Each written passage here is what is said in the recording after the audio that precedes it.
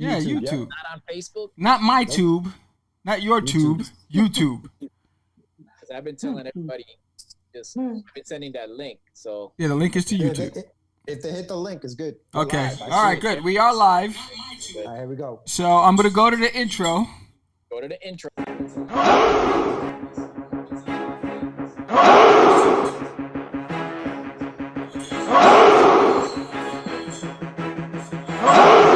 We are the only show for independents all around, giving you a platform to spread your word all over town. Catch the Craze is the place to promote to your fans with the dream of Medina and Sam the CrazeeMan. Subscribe to our show and never miss an episode. It's time to get your mans, listen to us on the go. Updated every week, we never miss a day. Join the squad, come on in. It's time to catch the craze. If you are an independent, catch the craze. Making moves on your own, catch the craze. On your grind in the streets, catch the craze. Join the movement, catch the craze.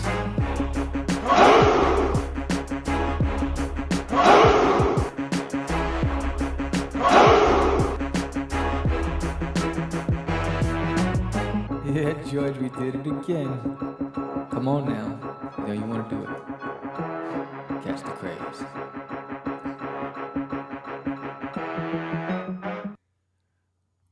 Welcome to Catch the Craze podcast. I'm your host with the most, Sam the CrazeeMan Vera, and I am with. Give me the beat. George, the dreamer, Medina. Yeah, I could never hear it. I just gotta go with it. Set it off on the left, yo. Set it off on the right, yo. Set it off. Come on now, set it off. Welcome to the live show. It is the Crazy Reunion. I'm Sam the CrazeeMan Vera, and you can see the two guys that we just let out on good behavior. We have Anibal, the animal Arroyos Capollos. And we got Jonathan, the Syphax. Who, me? Psycho. There you go. There you go. What up, fellas? What up? What up, guys? How you do? How do you do? What is going on? It's been a minute, much, man. Same old. So we here, we live on YouTube. Yeah. And we got This is big. I don't think people understand how big the reunion is. Yes. It's the Sam CrazeeMan Vera. It's bigger than that zit on your forehead, but it's big. Yes. The Anibal. Oh, jeez. it's been like what 20 years. Anibal, don't let Jonathan take out the bicep. I know he can't even get. I'm sorry, my brother. I 20 cannot years. roll the R. Never. No bueno. Shoot. Yeah, look. No bueno, Johnny. 10 years in the making, guys. First time we're all together. Wow. Even if it's virtually. We haven't all been together like this in about 10 years. We are a family. Monument. Yeah. I fight for them, and they fight for me. You remember that? Bionic 6? Show tunes. Bionic 6. Yeah, Bionic Damn. 6. Remember that? Oh. I remember the cartoon. Yes. Definitely. That was hot. That was back. Cartoon theme songs were hot back then. Oh, yeah. Oh yeah. Yeah. Even sitcoms. Think about sitcoms. The theme songs for sitcoms were sick. Oh, yeah. Yes. What was your favorite theme song? Silver Spoons. Silver spoons. Here we are, face to face. A couple of silver spoons. Remember that? Hoping to find. We're two of a kind. You remember that? Sam's gonna sing all of them. There you go. I think mine was Three's Company. Three's Company. Just sing it. Yeah. Good one. Anibal, same thing? What was the theme song of Three's Company? Three's Company, come and knock on our door. Come and knock on our door. Yeah. We've been waiting for you. There you go. Where the kisses are hers and his. Three's Company too. Huh? Might be right for you, may not be right for some. Just let it go. He's the man of me. Yes, and the long Kims too. They got nothing but the huh? Yeah. They got different strokes. It says we got issues. We have issues. John, what was yours? What's yours, John? Good time. Anytime you need a payment, good times. Anytime you need a friend. Oh, shit. I know mine. Oh, yes. man. We talked about that, Georgia. Yes. Doom, doom, doom, doom, doom. Good time. Yeah. Hit that note. Hit that note. Yes. Yes. Oh, man. What was JJ's sister's name? Thelma. Thelma. She was hot. Elmo was I hot. had a crush on Oh, I had a Thelma. crush on Thelma. Elmo was hot. I was like, what? Wow. I said Thelma and was it made me rock my bell bottoms. I was like, what? Yeah. It was over. Over. Even the wife was thick. She was a big woman. She was a healthy. She was thick. Oh, Remember John. Janet Jackson, next door neighbor? Yeah. Penny. Janet. Yeah, Penny. Penny. Yes, yes. Remember with the iron scene? With the iron? Yes, that was traumatic. That's when we learned about abuse. Yeah. Remember?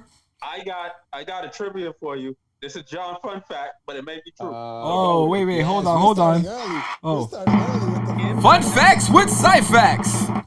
Go ahead.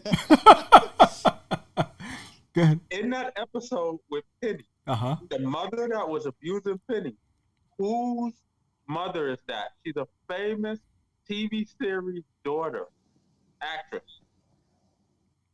I'm stumped. Ah. You got me. I ain't watched the show. Like that. Yes. Journal say.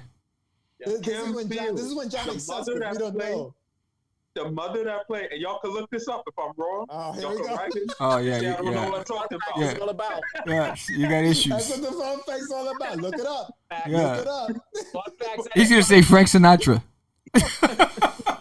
Who is it? That was Kim Field's mother that played the mother that abused Penny. Oh, wow.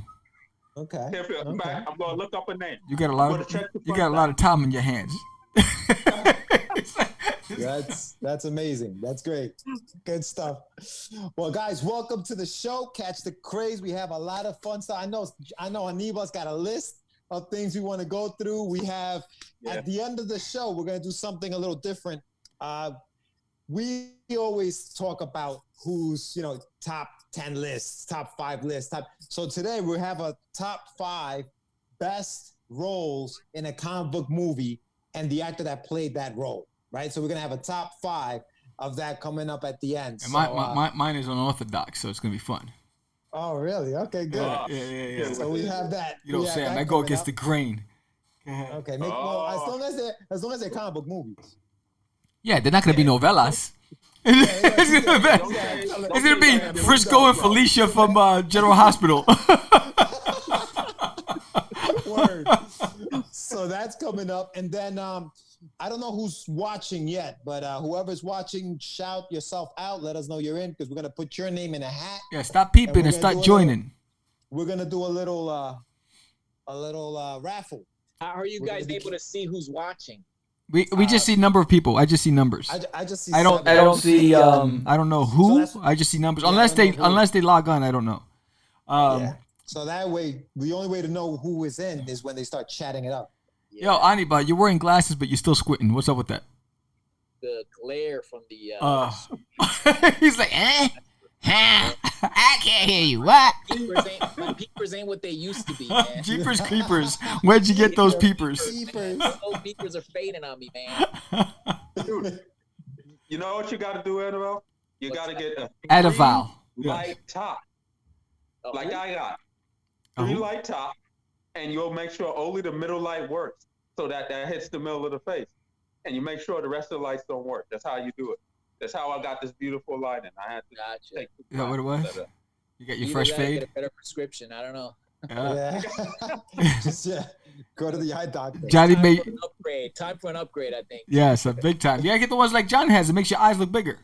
Yeah. That is true. That is true. And they're cheap because I don't replace them. So There you go. I There you stay go. with the same look. There's no lens in there. It's just frame. That's it. That's it. Junior Mejias, your name is going on the list. Junior Mejias. June. What's up? He met Anibal through college. Through Uh-oh. colegio. There we go. Wow. I'm seeing this. Like, damn, I wish I could see that. On the chat line. Here. It's like, Don't it's worry. on the left. It's on the left. Anibal on the left. I see the chat. No, the Yeah, other left. Yeah, behind you. I got it. On the ceiling. I don't see the names though.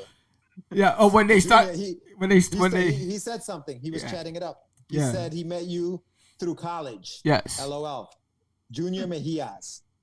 You know him? Yes. Oh yeah. Yep. Yeah. There you go. Very talented, young, up and coming artist. Oh. Comic book creator as well. Really? Ask him if he have any stories.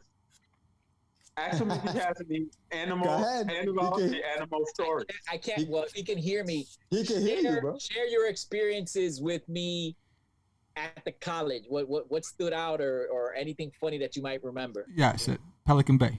Because I can't see it here, but yeah, one of you guys will be able to read it.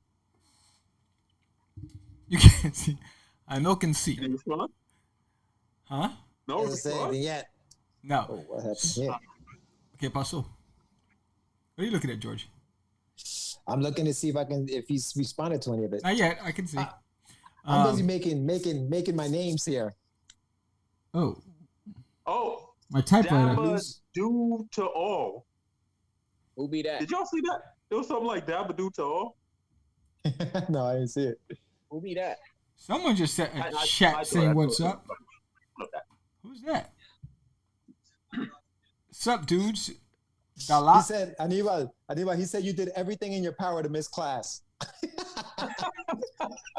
That's nice. That's great. Nice. Oh, shoot.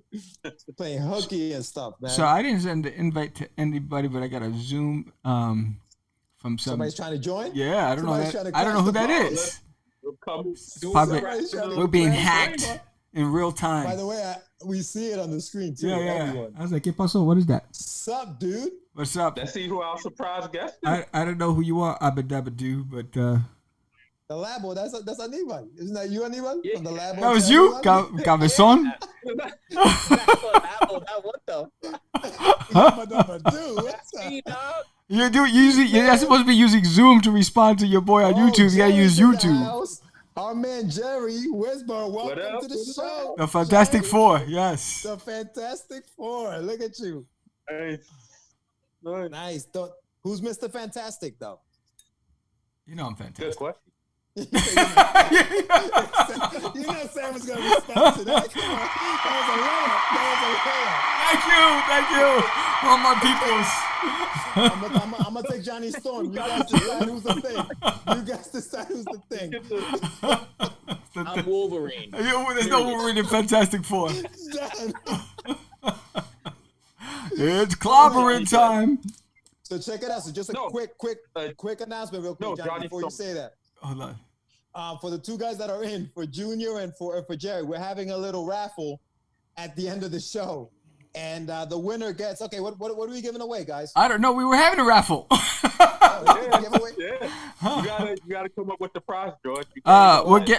George is giving away kisses. I'm sending one of these guys out. Oh yeah? The first issue of Russ. I'm giving this away. What There do you you guys go. got? There you go. No, nothing? No, that's it, just me? Just me? If we're doing one raffle or two? One? Well, depends on how many people we have. Right now we have two. So we'll do one. For right now? All right. So I'll throw in a sketch card with that. All right. What about you, Anibal? You got something? Oh, look at him. He's going in. The Labo. Oh, Little Steve's Closet. All right. I got one. Hold on.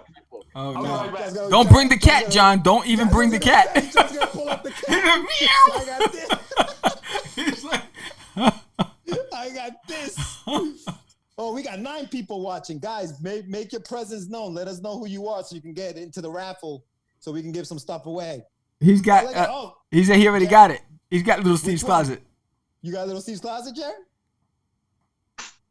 He's got that as a John. Where'd he go? Already has it. Who's that? Jerry. I don't know if he's talking about. He might have Ross too. He might have Frost too. So obviously Anibal was cutting school. Junior says 50-50 check. Oh, that they don't have. I'm throwing that in. There it is. Jonathan's throwing Going that in. in. Wow. I'm throwing that in. Look at Johnny Boy. I There you thought go. you could throw in the cat. Oh, there's Ray Alicia. Oh, you saw the cat. Alicia Ray. Ray Alicia. All right, Ray is here. Ray's in the house. He said no Russ. All right. He doesn't have. He has Russ. You have Russ or you don't have Russ? Who? No Russ. He doesn't have Russ. Okay. I know. It's There's no another comma. buddy from school, guys. I have all right. two Yeah, little Yeah, Steves. for a guy that doesn't show up to school, I know a lot of people at school, so let's just leave it at that. And Junior has no. Junior has little You're a Steve's popular closet. guy. You're a popular guy. Another talented artist, by the way. He's really good. All right. Right. There you go. We're packing them in. It's like Ray, Alicia. All right, fellas. Stay tuned. End of the show. We're going to do a little raffle. We're throwing these names into a hat yes. and see what happens. I don't think anybody has your book, though, John. I don't think anybody has the Future Scope Showcase. Let me show it again. Tell us a little bit about it, John. Tell the people what the Future Scope Showcase is. Okay. Future Scope Showcase is a collection of the. Now I got to start over. Yeah. Cannot touch that button anymore. Oh, the wrong thing to say, You John. are- You should be like, press that button every time. He'll never touch it again. Yeah. Anyway, go ahead. Future Scope Showcase is. Get ready. Future Scope Showcase is a collection, introductory stories to a collection of material that Future Scope Comics releases. So we also have the prelude, the pre-story or the setup story of Street Journal in there. So you get to find out what actually happened that leads to the classic story Street Journal, which Anibal, Arroyo drew the initial book, and George Medina, the dreamer, did the co-writing, and the Psycho did the whole story creation. Bam! You get to see that. So Damn. it's good stuff. Good stuff. Sam did that. Power through, John. Power through. Power through. You can do it. Power through. You can Power do through, John. Don't let us see I you was going to sweat, shout you dog. out too, Sam. Sam didn't do nothing. Sam I was didn't going to do say nothing. So it's 3 stories, right, John? So it's an anthology of 3 of your stories within one book. So they get 3 stories for the price of 1. Oh, Yeah. Michael Sammartino just joined. All right, Nice. cool, man. Anibal should give away his unannounced comic, The Postmaster. Oh, Oh, snap. Now that's good Now thing he we messed up the title a little bit.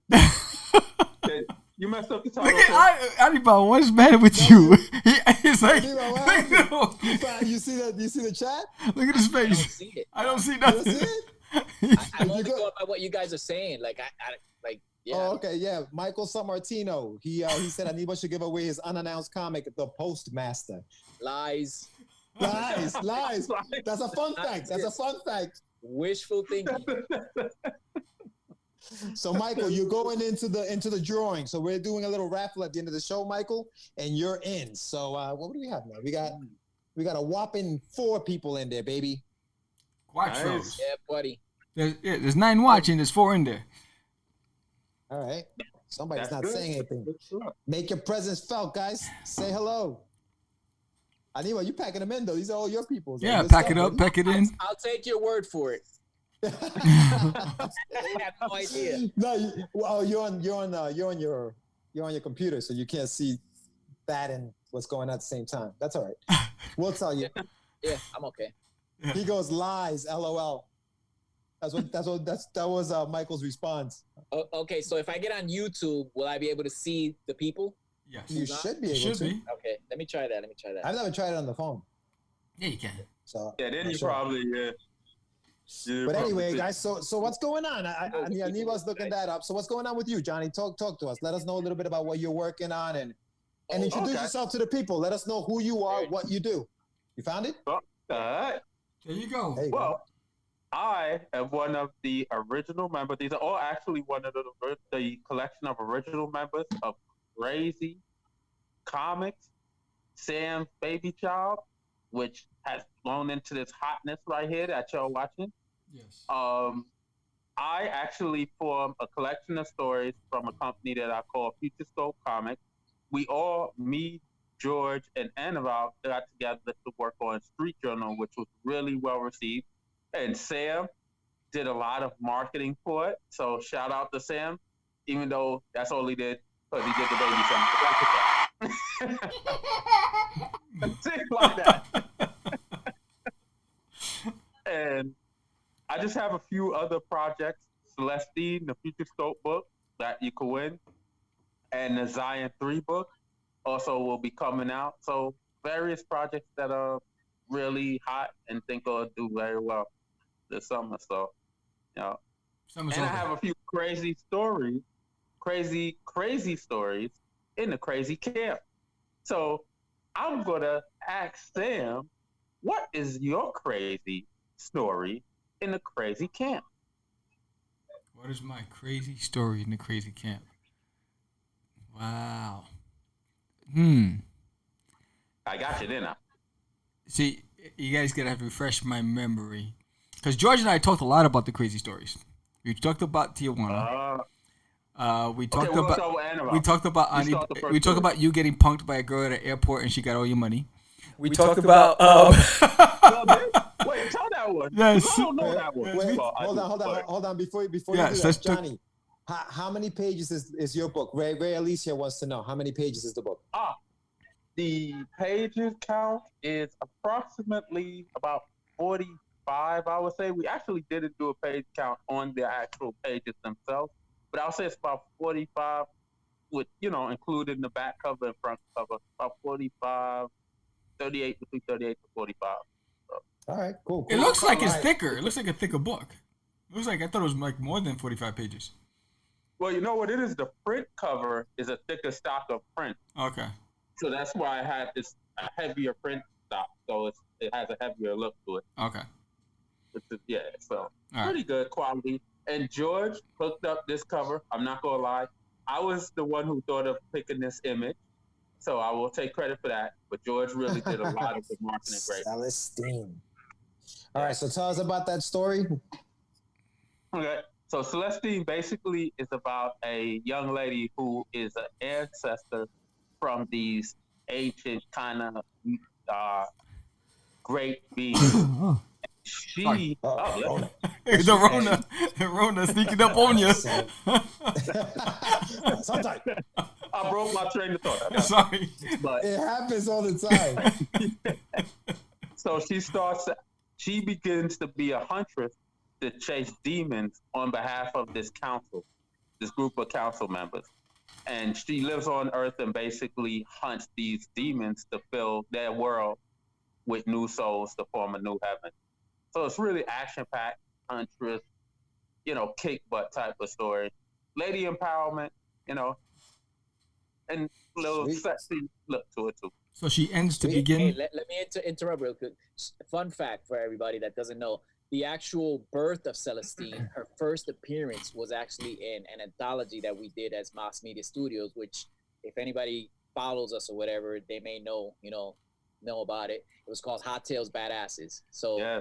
that's actually the original incarnation of Celestine. So The first appearance of Celestine. yeah, that's Yes. a collector's The first- item right there now. That's a because- collector's item. Yeah. The first appearance of Celestine was in that book. Yes, that's Yeah. right. And if we want to keep it real, Moss backwards is Sam. I'm just saying. Oh, here we go. Here we go. And that was done purposely. That was done with a lot of thought. It wasn't He's like, accident. you know what? There are no acts. Yeah. Yo, you know what's freaky? And that again, for people who follow us, that certificate that Jonathan Dude. received. That's great. Did you ever right? see that post, Sam? Crazy. You Yes, seen I saw post, that. right? That was That's crazy. insane, dude. Dude, so I mean, obviously nobody can see it right now, but I think that was back like in the 80s, John. You must have been like a kid. You got like some kind of award. It wasn't even junior high school. It's so far back, I don't remember the exact grade, but I'm pretty sure it wasn't junior high school. One grade, one time before. And I had actually got a certificate for being one of the top performing young men within the Bronx district. It was a school within the Bronx area. It was the citizen. And on the bottom of the certificate has, I kid you not, I wish I could show it to you, has Anibal, has Arroyo on the last name of one signature, and Medina correct? It was at the end of another signature. Yeah. So the two people who say, usually people sign certificates at the bottom, whatever. The two people who signed them, one of that person's last name was Medina, the other one was Arroyo. It's freaky. Here's the funny part is, John, none of us ever noticed that. When John was staying with me at the time, he hung it up in his little area he was sleeping, and Gabby was down here cleaning one time, my wife. Oh, she noticed it? She noticed it. She was like, check that out. Look, the last name, Arroyo, Medina, and Syphax on the same sheet of paper from like the year 1983. What are the odds? And I'm like, 83. Yeah. Jonathan, they've been watching you from jump. Jonathan, I'd be worried. It was written, man. It was written. That was my aunt, nigga. That was my aunt that signed that. We've been watching you since you were in junior high. I always feel like somebody's watching me. There are no accidents, John. For real. Just about to turn that light off and just in the dark. We've been breeding him to create for us. Yeah, it's over for us. You must make Eternal. Yeah. So let me throw this topic out there, and I know this is a fun one that we always like to discuss. And we were actually talking to we interviewed a gentleman yesterday who's in an anthology, right? And we always have this back and forth. Why anthologies? Now I know that Anibal, you like anthologies. Yeah. I personally don't like anthologies, but let's discuss that a little bit. Why do you like anthologies? Okay, Yeah.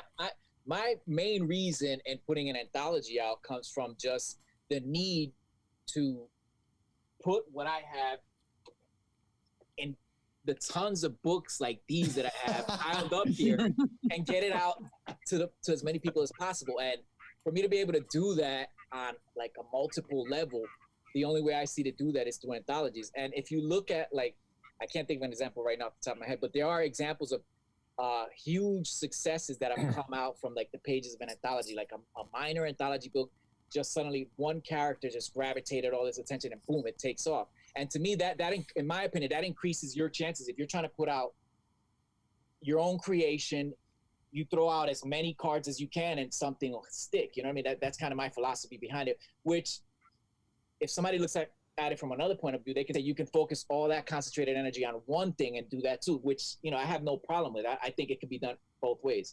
That's my reason basically for putting out anthologies. And I'm a fan of them. I like reading. I like seeing variety. I like seeing different art styles and writing styles. That's something that I like to read. I like to see that.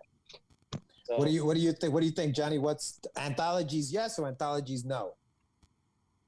It's funny. I like anthologies, and originally what I thought an anthology works for changed once I put out the anthology and see how people accepted it. Originally, I did anthologies for the idea of, well, it's a way to hit different type of tastes for different type of stories, right, and you can hit a wide audience. But then what I found is the great thing about anthologies is it's a great way to get feedback on what story works, what story doesn't, which one is at highest demand from the fan themselves. So let's say, for example, in this anthology, I have basically an action, kind of futuristic story. One's a heavy drama, and the other is a action story with a female lead. That's versatility right there. Yeah, but the interesting thing is, I didn't think that the action kind of futuristic type of story, Zion 3, would be the one that people like second best. I thought that was the one they liked the least. The interesting thing is, Celestine was the one that was second best, and Street Journal kind of ran the show, ran away with the show. So what that told me is that the main audience for the comic books are all a predominantly male audience, because the male-dominated stories, or the stories with mostly males, are the ones that people like first and second. The female story was less, so that told me that there was less female readers, so to speak. So that one would have to be marketed a little different than the other two. If I had tried to sell those stories separate, I wouldn't have got that same information. So when it comes to marketing, that's where I really think it gives you, and what you need to focus on is where it really gives you the lead and the jump ahead. Ray Alicia mentioned heavy metal as one of those. That's one of those anthologies. I followed heavy metal when I was younger, when I first got into it. So yeah, I've liked anthologies for a while. What do you think, Sammy? What do you think? What's your input? All right, so don't hate me for this, but the reason. And before you start, Sam, and everybody who's listening, if you guys have an opinion, what do you guys think? Tell us what you think. Anthologies, yes. Anthologies, no. Let us know. Go ahead, Sam. Yeah. So the reason why independent produced anthologies are not a thing for me is because they always seemed rushed. It seems like someone came up with an idea. Let's put an anthology together. Everyone's trying to pack as much information into 9 or 10 pages or 6 pages, whatever it is, and everyone's trying to tell their story. And it feels like there was no heart in it. It seems like it was just rushed for the sake of let's get this project done. So I've never walked away from reading an anthology, an independent produced one, feeling like, wow, I wonder if they're going to produce that in a full series. I can't wait to see that. Because there was just so many unanswered questions, and it just seemed like it was just like an afterthought, in my opinion. So it's never been a thing for me. I rather pick up serials. I rather pick up a series of issues where I can follow a character, I can follow a plot. So that's why for me, you've never seen me pick up. If you gave it to me at a con as a freebie or part of the swag bag, I took it, but you never see me actually go after it because I read a couple and I was like, I'm not feeling it. And I just wind up walking away. Yeah, see, for me, it's more like, for me, it's a thing of, it's a little confusing. I don't know what I'm looking at. So like, if I buy an anthology by different artists, different people, I don't know exactly, now I'm asking, hey, did you do this one or did he do that? Thank you, Junior. I like this. Who did this one? You know what I mean? And so that's why for me, I've never been a fan. Now, when you say, John, I put my 3 stories into one book and you are the sole person who's doing all of the stories, that may be something that I may want to buy because it's one artist, it's one writer, it's one whatever. Now I can follow, okay, you have 3 stories and these are all yours? Perfect. Now I can tell you which one I like better. Wait, George, you touch on something that I've been like working towards doing myself. Like John, I do want to put something together where it's almost like showcasing my different, my versatility in storytelling and art styles. And one day I do want to have something others like exactly what you're saying. It's almost like, to me, it's like a, like a 2-minute advertisement on TV that, you showcase all your strong points in that thing. And then whatever is the one that gravitates the most attention is kind of the one you put out as the single solid story, like Sam was saying. It's like a portfolio. Right. Yeah, exactly. Yeah. Exactly. Yeah. Almost like a media kit. Exactly. it's like an extended media kit. Yeah, and I want to touch on what George just said because that's really important. So yes, when you are the sole creator of the anthology for the purpose of promoting a group of projects that you plan on developing, your world, it's personal. Exactly. There's going to be attention to detail, attention to the story, to the plot, and to the character development. So then you're directing the process, so you own the its growth. That's different.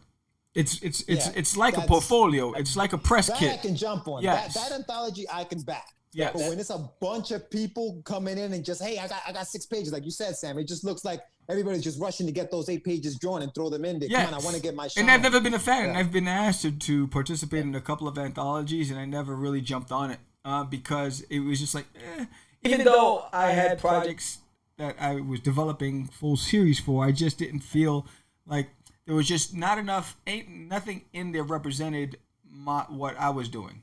So it was like I would be the odd man out, and I was like, I'd rather just focus on doing what I'm doing, develop my storylines, create chapter books, and go that route. But you know what? I don't knock it because I think there's something for everybody, and it basically is a matter of taste. It's a matter of taste, and there are people who like anthologies. There's a following for that. Ray made a good point. Ray Alicia, big shout out. Sometimes it is the best platform to tell as many interesting stories in a single print that doesn't stop creators making serial anthologies. Right. Exactly. So I mean, if you're saying I'm going to put in a 9-page short of a bigger project that I'm working on to launch it and to get a feel of the fan response to it, the audience response to it, because you have books that you're going to release 3 months down the road, the first issue, and that's a prelude to it, go for it. I think that's a great way to do it.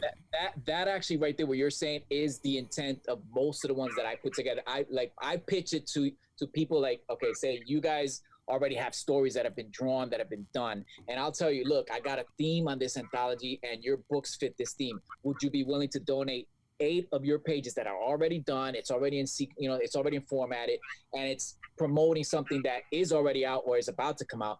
It hasn't always worked out that way. Like I've gotten dudes that are like, yeah, I'm down, and then they're rushing to get those because they don't have anything done. I was duped, and it happened a few times.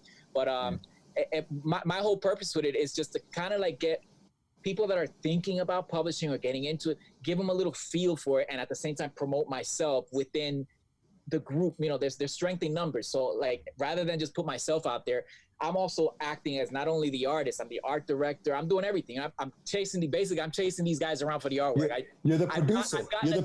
I've gotten a taste of what it is to put a book together on every level, basicly.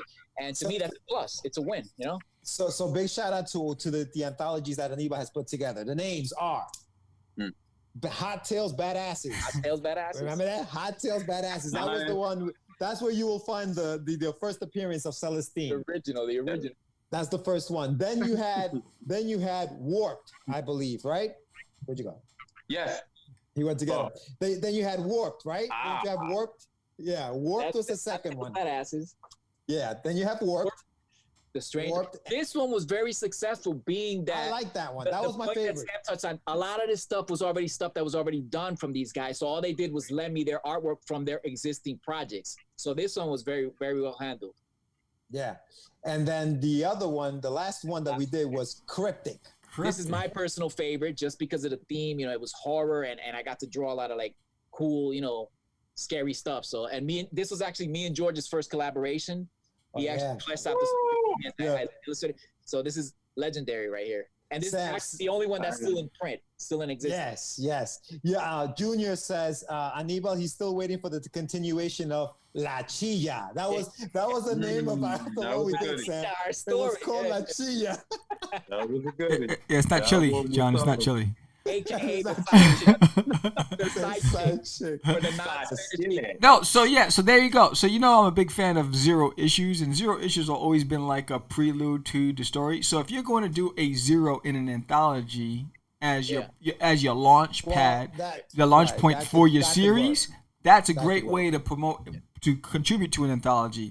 Because issue 1's coming out and you're promoting it, and at the end of it, issue 1 will be released on this date. Blah blah blah. Get it here. Go for it. But what I've seen is most anthologies, there's no sequence to it. There's no follow up. They just die.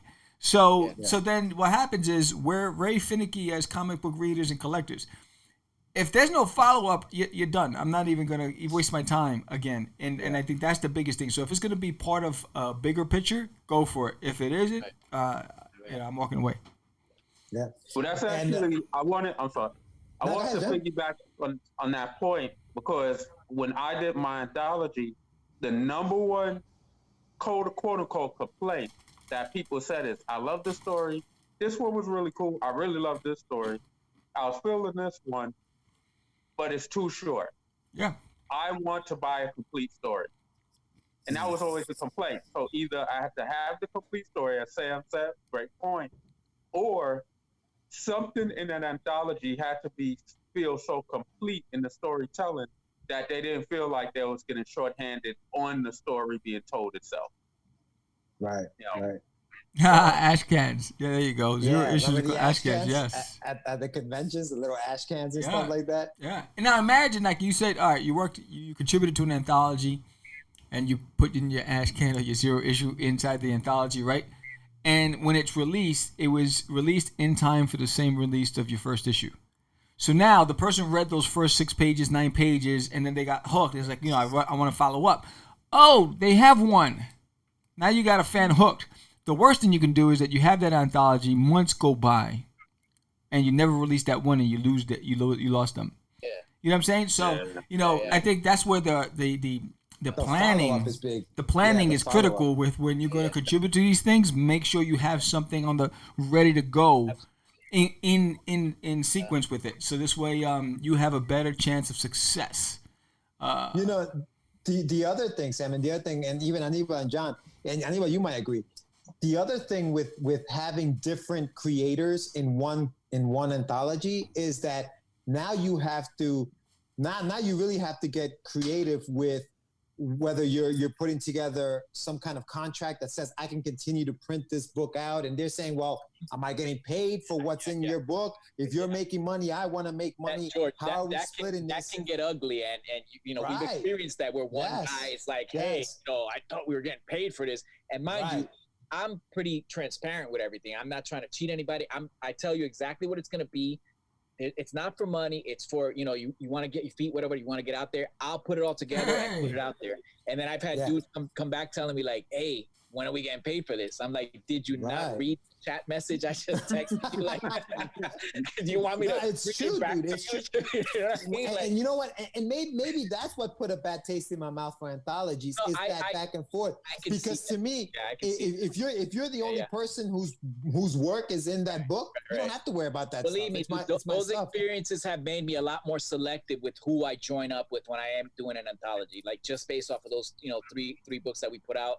I'm very, very selective, and I just won't pitch it to just any old body, you know. Yes. Big shout out to Mark Torres from It Came From the Radio, who just joined the show. What up, Mark? Yes, and Mark hooked us up. Mark reached out, you know, my boy Mark and the Funky Bunch reached out and said, "Yo, Sam, we got a new show coming up. We'd love to plug your Kickstarter." So I ran home, put on the mics, did a radio commercial, and sent it over to Mark. Thank you, Mark. Much love. Good looking out. So stay tuned, Mark, for the end of the show, because now you've been added to our little raffle. We're doing a raffle for everybody who's shown up and watching the show. Let us know you're watching the show, and we're gonna put your name in this hat. We're raffling off Johnny's. Show us what you got, John. John's sleeping over there. John's sleeping. I could have sworn you guys were close, John. I could have sworn John was like using. Yes, and the reason why the CrazeeMan's not holding anything up is because whoa, that's out of print. He doesn't have warp. He held up the wrong book. My kid's book. You're all familiar. If you have it already, for those of you that may have it, we'll work something out. So yeah. So. Oh wow, he said people contribute. We get money. Oh, make it rain. If people contribute money, then this should get paid, and I mean actual money. Woo. Wow. Yes. Mark's about that money. Yes. And the reason why I'm not holding up a book is because you got to get a sketch card, an original sketch card from me. I may go that route. So what was the comment about the money? Is that in reference to the anthologies? I didn't catch that. No, the radio commercial. Okay. Yeah. Whoop whoop. Okay. There you go. Whoop, whoop. All right. So Anibal, you had a couple of tell us a little bit about what you're doing and who you are for the. I mean, I'm sure a lot of these guys already know you, but when this thing goes back, when it's in our the work release program and everything. Tell us what you do. Yeah, basically, I'm just an illustrator, freelancer. I am a storyteller, self-publisher, CEO of Mass Media Studios. Ooh, CEO. At the moment, it's just me. Collaborating with the fellas here, but I'm in the works of putting together my very own graphic novel. It's a lengthy process. I've been on and off with it since 2014 when I first thought of it. I actually have pages drawn. Most of the script, I would say about 50% of the script is done in terms of fleshed out and being first draft. And other than that, I stay active on social media, commissions, and what else can I say? Say what you need to say. Diecast. You know, that's it. I mean, I'm all over the place. John's like diecast. Example of what I do. Oh, look at that. Nice. Here's some of the variety that I've done. Some of the things I've done. I paint. I sculpt.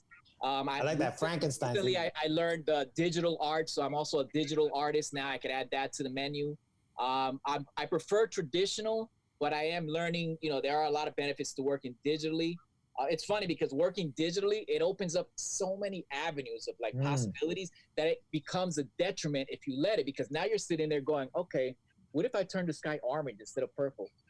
okay, what if I go green instead of purple? Yeah. It kind of It's just a touch. up, but the possibilities are so endless. If you get caught up in that, you can miss a deadline just based on messing around with that.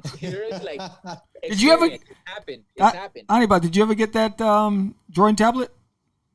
I ended up getting the what was it? The one where it's not with the monitor, the Intuos. That's what I have. The same one I have. Yeah. I didn't know that with those monitors, you still have to connect it to a computer and still be like looking at the computer while you. That's kind of no. Mine is a monitor. Mine is a monitor as well, so I can look at it. But I prefer to draw on it and look it up. I look up.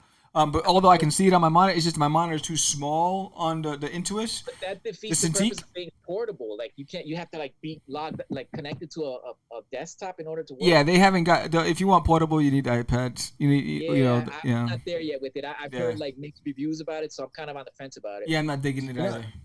Yeah, I mean Jerry, and if you're still watching, Jerry, if you're still there, he does a lot of work on the Wacom, and he's a monster with that stuff. Yeah, really good stuff. Mark clarified. He said no, he meant the anthology. So basically, what Mark is saying. Yeah. So Mark is saying if people contribute money, then they should get paid. And he means actual money to get paid. I agree. If they do put up money, absolutely. But if it's pitched to them as it's gonna be this. You can volunteer your story to be put into this, and nobody's making any money off of it. The money, if it does come back, it just goes into reprinting the book, and that's it. Once that's agreed upon, I think it's unfair to come back and say, "Hey, when am I getting paid for this?" You know what I mean? But I think that goes back to the beginning. I think what eliminates all that is saying, "Hey, look, we're all going to contribute to a project. I'm going to fund the printing of it. We don't have national distribution. We don't have it. We're going to be selling it at local cons, and we're just going to reprint. And the goal is to hopefully get picked up to be able to have national distribution or whatever, and it gets into retails. Then we can start talking about revenue. But you have to have that conversation in the beginning, so that way you don't have that comeback later and saying, "Yo, what's up?" I agree, but you still always have that one person. That sometimes you have that one person who wants to go against the grain, and I can think of a few names like that, and they try to get the group against you by throwing that out there. You know what I mean? And I think at the beginning, like, what are you going back on your word for? I think Anibal, you had a good idea where basically at one point what we were doing was, hey, if you want more copies of it, we won't even charge. We're not gonna sell you the book.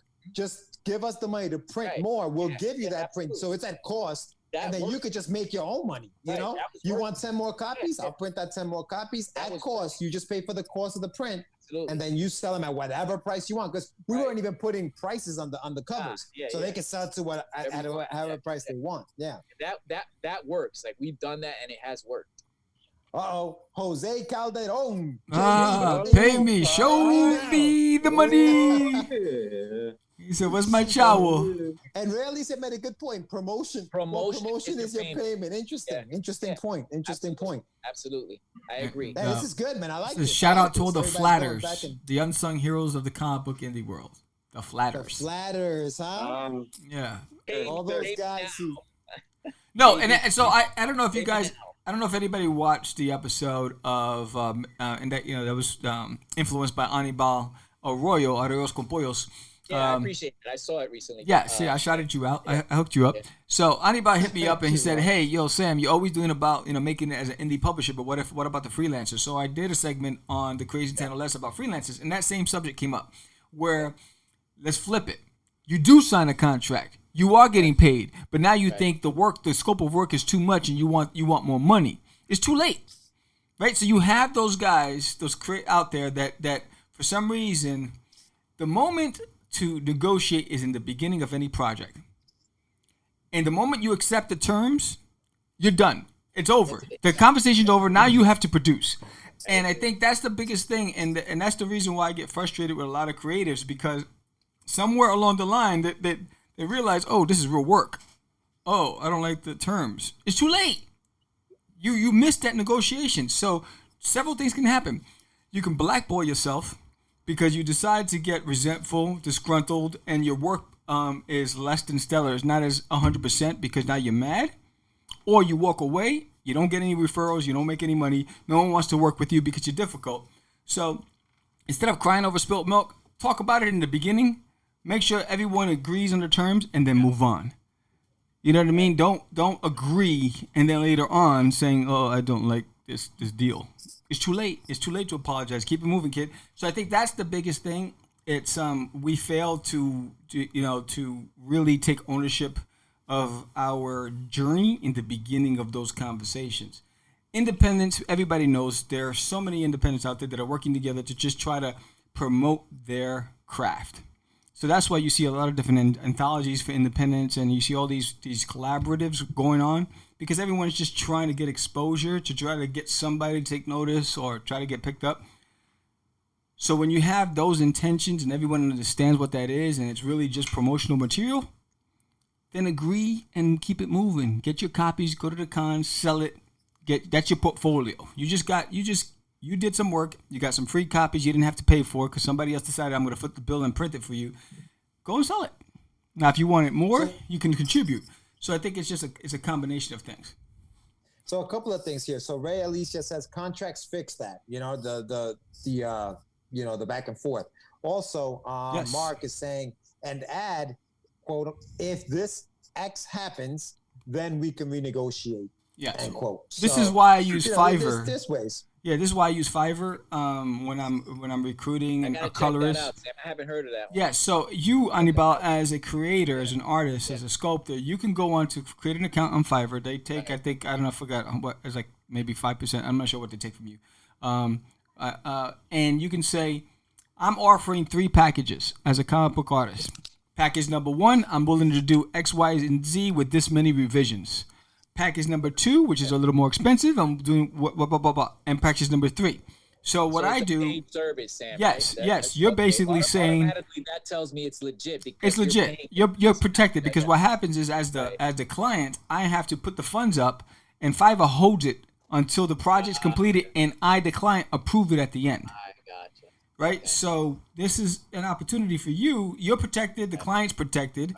And so what I normally do is when I find somebody, I contact them directly because I don't assume that they're available, right? Because they have their services promoted for a reason, so I don't assume they're available. So I contact them. Hey, by the way, I got a project, blah, blah, blah. I like your work.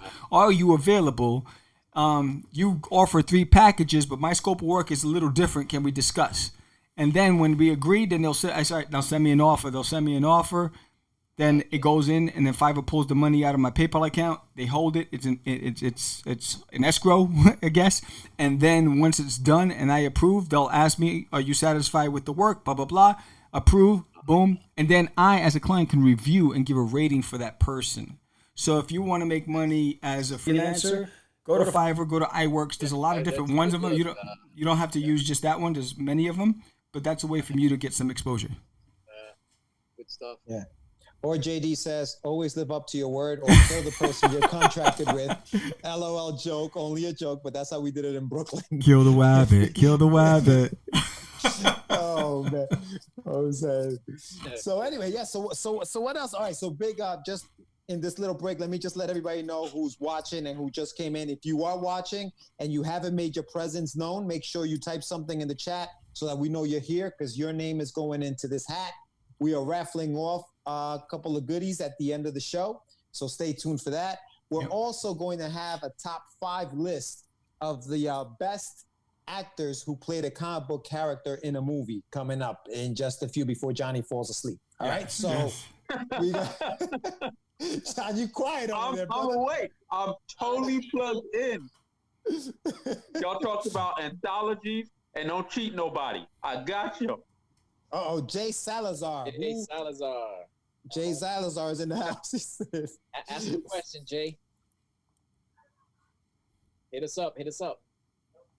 So yeah. So what else we got going on? So Anibal, you had a list of things you wanted to to talk. What you got? What you got? I got the list, man. Let me see.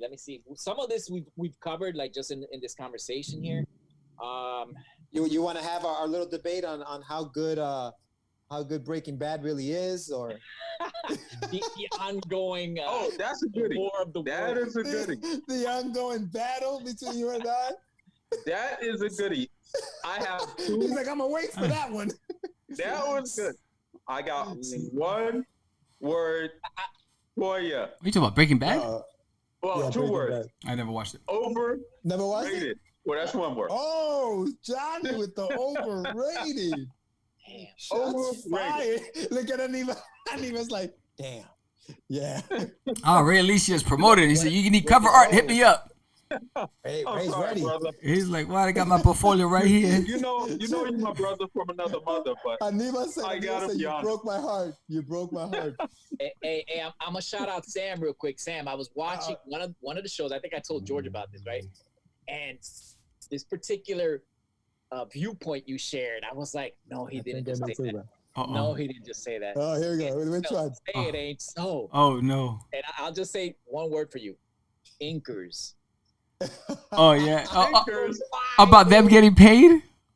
Well, you called them what you call them? Tracers. He's straight up just you shit on them.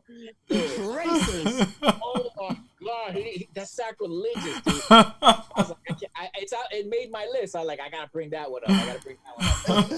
That was in reference to pay. And Okay. yes, it was a reference to pay, and I was like, wait, how is it that the writer is paid almost like he's nowhere near the artist, nowhere? The ink is being paid more than the writer. The writer is the one who created the world that brings you in. The art is just is the table setting. It's when you walk into that restaurant and everything looks beautiful, but the food is the writing. And I'm like, yo, what happened? The writer's not getting paid anything. So when we looked at the pay scale, the inker was getting paid more than the writer, and I just didn't understand that. See, like from my view, there's levels of the job of an inker. If you're talking about like modern day penciling and a lot of digital stuff that goes on today, it doesn't even need inking. There's a form of penciling, they refer to as tight pencils, which is basically if you're inking that, it's borderline tracing because you're just going over every line that the artist already put down. However, there's also loose pencils, which require finishes. Now that inker is literally going over your roughs and putting in hands and putting in backgrounds. Now that inker is working, dude. He's working probably harder than I understand 100. I understand it 100%. You know what I mean? But you think I understand, and I'm not taking anything away from it. And I was being sarcastic. I'm not going to take away for those that compliment the work and that put in the work, that take an artist's piece and enhances it. Yes. What I'm saying is the writer has to create his character development. The writer has to create the backstory. The writer has to create the history, plot it out, create an entire universe. And what happens is they have their first name. They lead in the book where you see the writer, the artist, and the colorist or whatever, right? But the pay scale is very different. They're mad as hell, like colors, whatever. It's very different. And so now, mind you, and I said this, and I brought this up because I traveled with a writer back in the days, Robert Garrett, rest in peace, from Exmo Studios, and he didn't get any love. That if you had an artist portfolio, you got the love when you were at the convention because everybody wanted to see your portfolio and everyone's willing to give you critique. You had a manuscript, no one wanted to talk to you. They said, you know what? If you don't have an artist attached to it, don't talk to me. Well, I don't have time to read that. John's like preach. John's like preach. I'm all too familiar with that whole scenario. Right. So I'm like, preach, Sam. so unless you're the trifecta, and unless you're a Todd McFarlane and you create your own world and you can write, draw, ink, color, you can do all that stuff. You know what I'm saying? So for me, it was just a matter of a conversation based on how we attribute or what level of respect is given to the creator in its craft in the different aspects of comic book making. And I just did not understand. I still don't understand why the inker gets made more than the writer. I understand the artist. I never understood the inker being paid more than the writer because the writer has to go back draft after draft. Oh, we don't like the way this is going. Go back and revisions. You know what I'm saying? And they have to give a lot of thought to it. So that was the part. Is that factual though? I mean, is that? Yes, we pulled it up. We pulled up the pay scales. Every single example. I would think there's variables in there, like in terms of experience of the writer, experience of the inker, what level of work the inker puts in. Like I said, is it Is he doing finishes or is he tracing? Is he going over line work that's already there, or does he have to come up with the line work? Doesn't matter. He's just adding ink. It matters. See, I spoke in. That's where you're wrong. I don't want to hear it. Don't want to hear it. On your point. Don't let Anibal intimidate you. He's like, writers.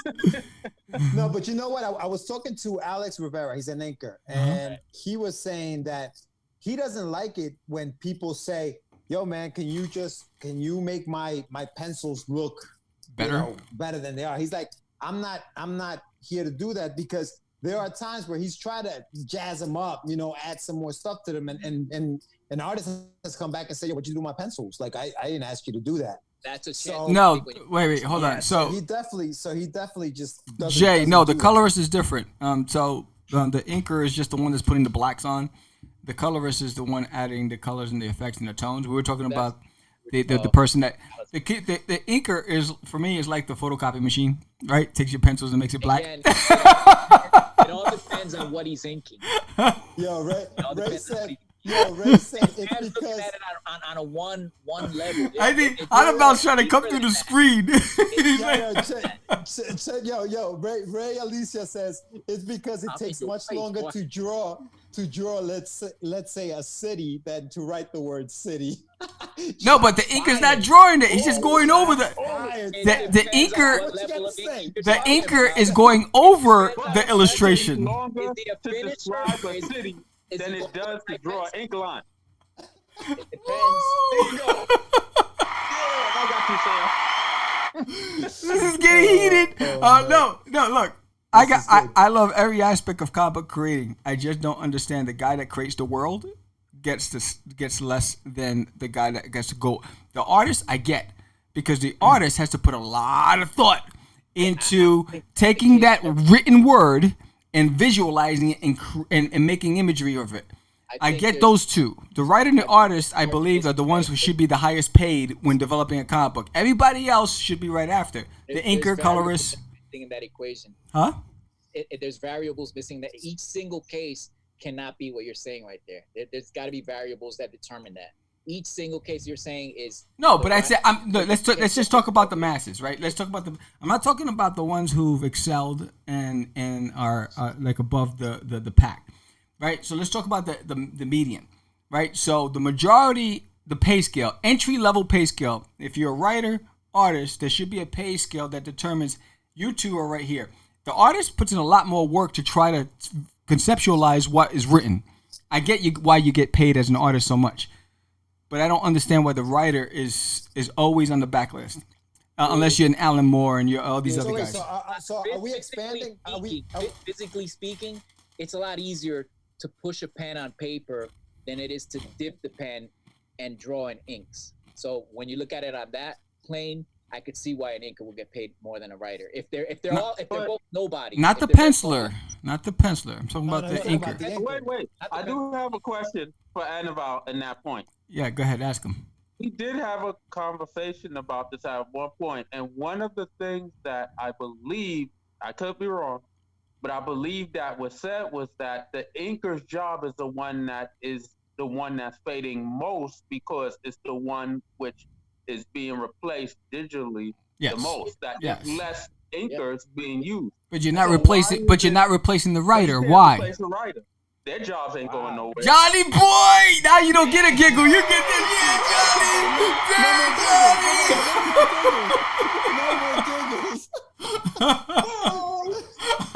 That's right.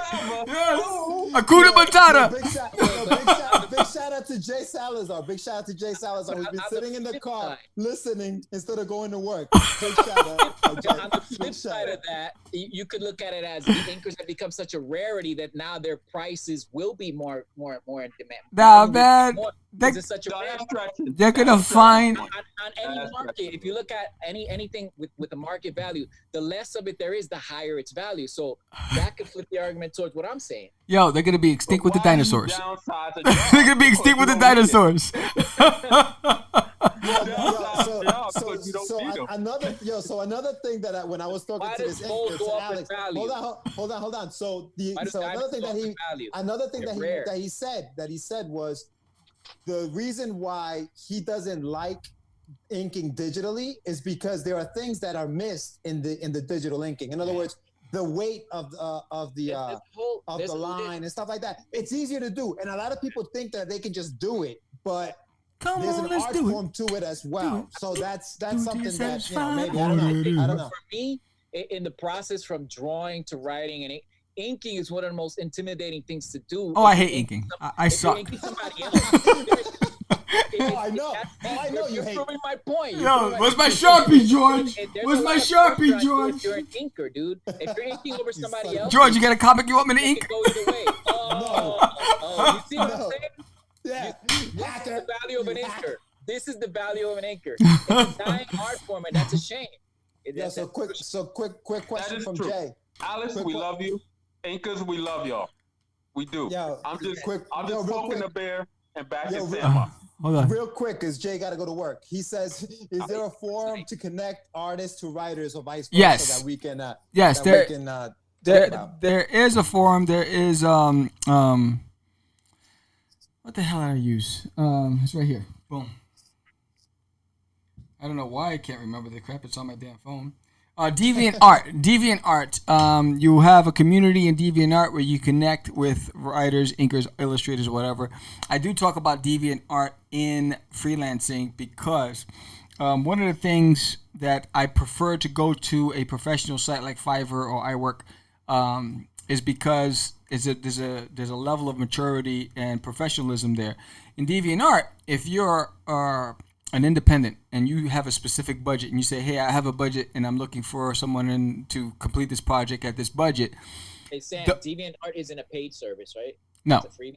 It's free. That's a free. DeviantArt's free. It's a community. You can post your portfolio. You can connect with artists and writers and inkers. But what the problem with DeviantArt is that in that community, you have those knuckleheads that don't like your rate of pay. So they start attacking the guy that put that package together and say, this is what I'm willing to pay, this is what I have. And then not only that, they berate the person that accepts, they say, hey, look, I can do that for that money. And they berate that person. Why are you doing this? You whatever. So I deviated from DeviantArt with regards to hiring anybody to work on any projects for me. And I went to Fiverr because, number one, it's easy for me to say, I like that rate. I'm willing, because that's within my budget. I can pick that. I like his style, whatever. And it's easier. But yes, if you want to connect with people, go to deviantart.com. You can create a portfolio. You can post your portfolio. You can join the community. It's all free. And that one's free. That's free. Fiverr, you got to pay for it. Fiverr, you only pay when you hire somebody. And if you're an artist, you get paid. And they take a percentage from when you get paid. So it's like eBay. Yeah, so far they've only taken like $4, $2 from me with every. I've already hired colorists, so they've taken like $2 every contract. They haven't taken much from me, but my account's right up above Fiverr. So use my code. When you do that, I get brownie points. I get bonus points on Fiverr. So if you're gonna use Fiverr, my code's on the screen right underneath George. What does people get? Nice. Hey, do you guys want to do this raffle now? Yeah, that's it. Sound cool. You want to do the raffle? So wait, what are we raffling, George? So we are raffling off the first issue of Rush 5377, a sketch card drawn by Mr. Sam Vera, a copy of Little Steve's Closet from Mr. Anibal Arroyo, and a copy He doesn't know where he put it. Jonathan Syphax's He's trying to play it cool. And he's like, yo, where'd I put it? With that thing. So, all right, so you guys want to do it? So they said, what is it? So Mark says, Pronto Comics helps people match up with others. Pronto. Yeah. JD made a good point. It depends on the writer. Trust me, Gaiman and more get paid more than any on their project. Oh, look at that. So here we go. Ready? Oh, yeah. All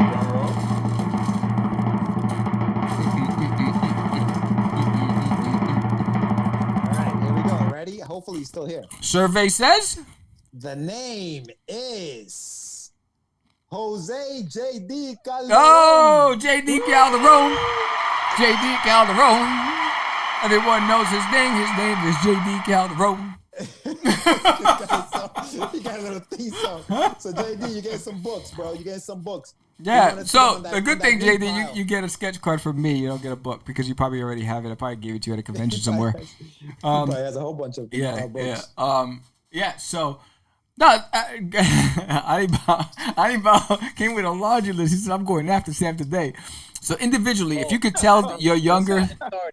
Oh, so here we go. Here's Salazar says, so individually, if you can tell your younger self advice on getting into the business, what would it be? We'll start with you, Johnny. If you could tell your younger self and give yourself advice, 20 years ago, about getting into the business, what would you ask yourself, Johnny boy? Don't do it. No. He's like, John, don't do it, John. He's like, Don't do it. He said, run, corre. Don't do it. Get a trade. Don't do it. Don't do it. Nah, I would say first have an idea of the story you want to tell. Have a clear idea of the numbers, what numbers you're dealing with, and what money you need to get started, and build the foundation of a fan base before you actually have your product, rather than just putting it out there and thinking, oh, they're going to like it just because I did it, because I got the next best thing. Anibal?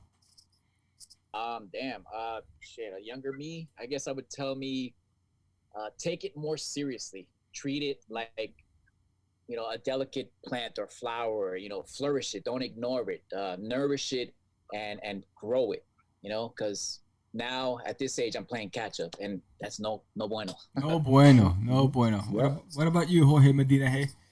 Same thing, dude. I think that I would grab my younger self. I would sit him down and I would say, listen, you can do great things if you just take this thing very seriously, practice what you're doing, learn as much as you can, work.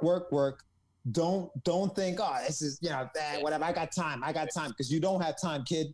Time goes by like this, and before you know it, you're 40-something years old. You know what I mean? So sit down. I would sit him down, say, if you really want to do this, do it. Take it seriously. Go for it, because time is going to fly by, and before you know it, you'll be like, damn, I wish I would have done that sooner. So, yeah, definitely.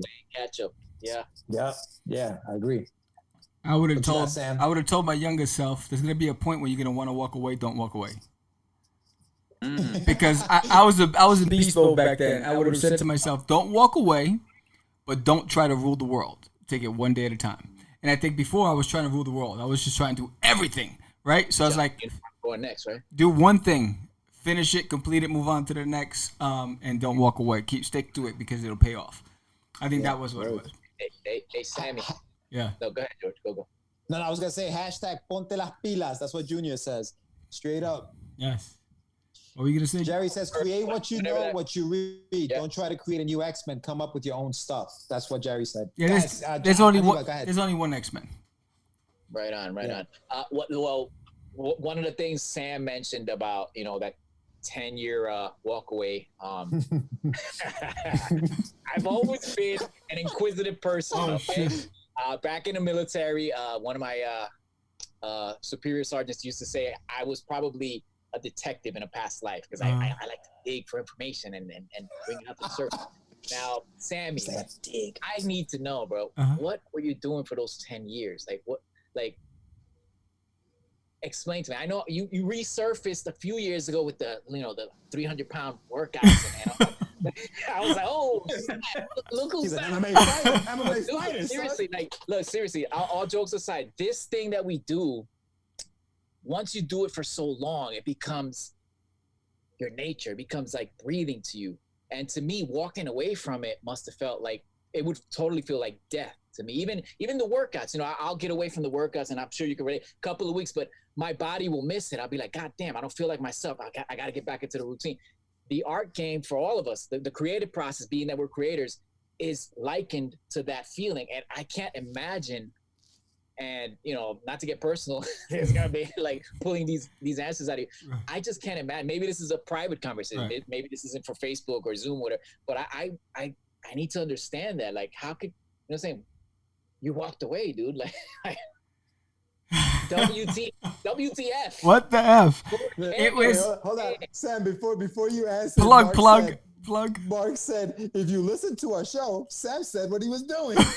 It came from the radio. Like, no. If you read between the lines, Mark actually contradicted everything that Sam said on that episode. If anybody remembers that episode correctly, Sam was like, I was out there getting busy. Mark was like, no. Sam's talking. I mean, Mark is talking about his show.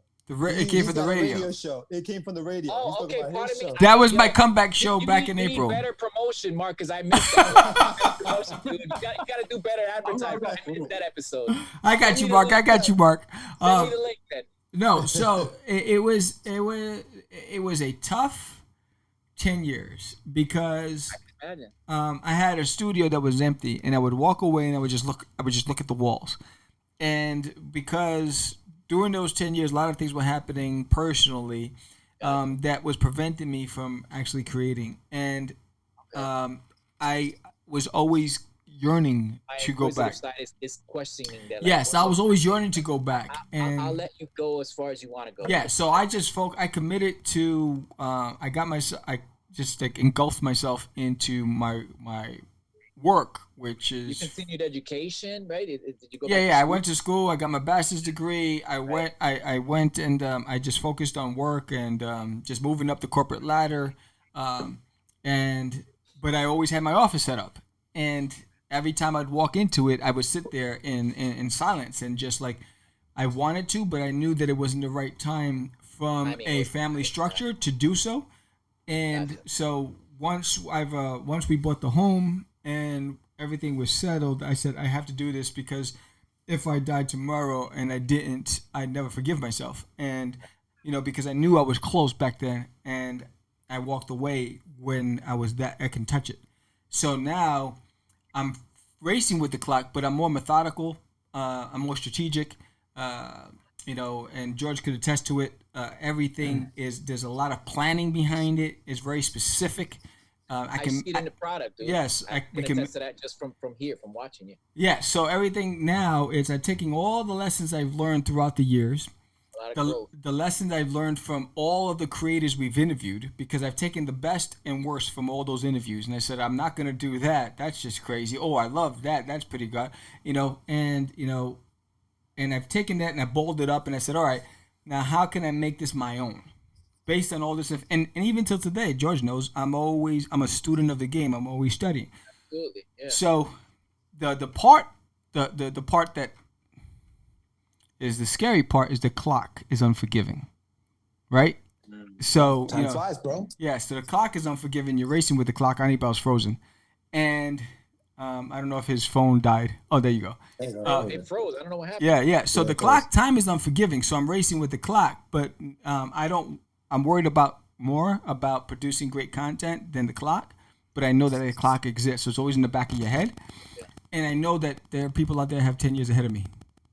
So, those are the things that I'm very competitive. George knows that. Everybody knows that about me. So, but I'm really more competing with me. I'm competing with my demons. And it's the only competition that matters. Yeah. So I'm competing with me. And so yes. So for those 10 years, yes, I was always looking back. And, and even, in the biblical sense, it's, never look back, keep walking forward. I was looking back and I shouldn't have looked back, but there was a void. So now I've closed that void. I'm in the game. I'm excited. I'm moving faster, but with purpose. Absolutely. Hey, send me the link to that episode. I want to hear that interview with the kid Mark. Yes, I'll forward it to you. From the radio, yeah. I'd like to get in there. Mark was the first, I've been gone for 10 years, and Mark brought me, was my first introduction back into the game. Nice. So much love to you, Mark. Big Mark. I have a quick... Yes? No, I actually have a question. I'll let after George finish what he was saying. I'll come. No, go ahead, John. Go ahead. I was just gonna say if you guys wanted to do the top 5 because I know it's getting a little late in the day. But go ahead, go for it. Go for the hour, right? Okay, it's a quick question. As a writer, I gotta ask this question: when y'all create, what is the biggest obstacle that y'all think you'll face in creating your stories? First of all, Salazar is looking like a creep and a perp inside the parking garage, so he has to go to work before he Big gets shout out to Jay. before he gets Thank you cuffed. so much, man. Hey, listen, join the community. Subscribe to the channel, man. We have these shows all the time. But so, Johnny, your question again was, when you write, what is the number one biggest challenge, specifically personal, that you face in trying to complete your work? What is like that thing that kind of keeps you or may stop you from creating your actual work? Time management. Yeah, I think for me, it's when I write, I first create the history and the story and the backstory and the characters. So the only thing that prevents me from actually moving forward is allotting the time slot to be able to sit down uninterrupted to be able to just flesh it out in the script format. Because I'm a believer in writing scripts for every one of my stories, because it allows me to visualize it. And also, once we have that script, we can always go back and change dialogue and so I think it's just a matter of just time management and just managing your time effectively to be able to complete it. And so I think that's the only thing for me. What about you guys? Yeah, I think for me it is doubt, right? It's is this good? Like, is this really what I want to write? Is this, and just second guessing myself, about what I'm writing and how good is it? Is it good? But once I get over that, I at some point I just kind of like just let myself and say, just put it on paper, and whatever you have on paper, you can always fix to just get it done. But yeah, I think one of the things that probably stops me the most is that doubt, like, damn, is this good? Is this good enough, If it ain't good enough, baby. Anibal, what about you? I know you come from a different perspective. And before you answer, it came from the radio. Sam's episode is from 5/20/19. He said just Google it. He said Google. It came from the radio, and then just put Sam's episode 5/20/19, and it'll come on up. YouTube. Jonathan, come up for air. Be a subscriber. No, just Google it. I don't think it's on YouTube. I think it's on Facebook. I didn't see them. I don't know if correct me if I'm wrong, but last time I checked, I didn't see it on your YouTube channel. I seen it on your Facebook. He took you off. Yeah, I know. I was like, you took the CrazeeMan. You didn't even upload me to your YouTube channel. What's up with that? But yeah. That's funny. All right, so go ahead, Anibal. What's your answer? I think you guys kind of touched on a lot of the stuff that I agree with too. But for me, it's even more about making it a priority and taking it serious enough to disconnect from all my distractions, family and technology and this and that and the other, because as I've said before, writing for me is very personal and it takes a lot out of me, so I really literally need to like lock myself away in a room and be by myself to pour it out. Once I'm there and I'm able to get to that room, it gushes right out of me. But my challenge is actually making it to that room and getting myself into that mental state, Yeah. So I that's my biggest challenge. What about you, Johnny? What about your challenge? He mentioned in the beginning. I guess I have to answer it since I posed. Okay. I guess so. You may as well. I was hoping y'all skip over me, but he's like, oh wow. You're the one to hear from, bro. You're the writer. The vulnerability of it for me is the biggest thing, because I talk about this with Jorge all the time. I'm someone that if you're not going to write it where you show all your wounds and you kind of show your vulnerabilities, then don't tell the story because you're not telling the truth. But I always feel the best writing is one that puts a mirror up on the writer as well as the world and makes them see the sides of themselves they don't want to see. That's the real writing. But for you to show those sides to the reader, or broad dream, bring that out in the reader, you have to also kind of leave yourself naked to the world on the page, because you can't ask from the reader what you're not willing to give to the work. And I kind of don't like people seeing me bare. Yeah, it's funny. It's funny, John, because you got really deep on us, and I was about to say, do you need a hug until you said naked? I was like, forget it.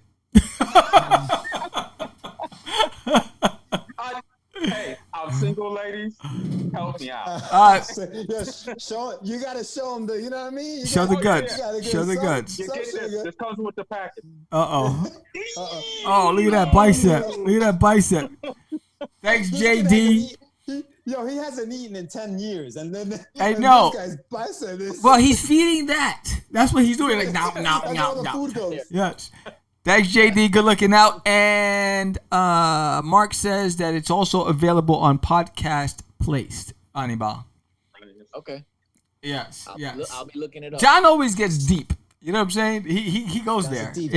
When he's there, it's like I need like some orchestra or some symphony music in the background. He's a deep guy. He's a deep guy. I'm like, damn. I'm like, tell me more. That's what it is. You're so smart. I was like, can I hug you? He starts undressing and shit. Oh man. All right, fellas. So do you want to do this? Do you want to do the top 5? Yes. Top 5. We have to do that.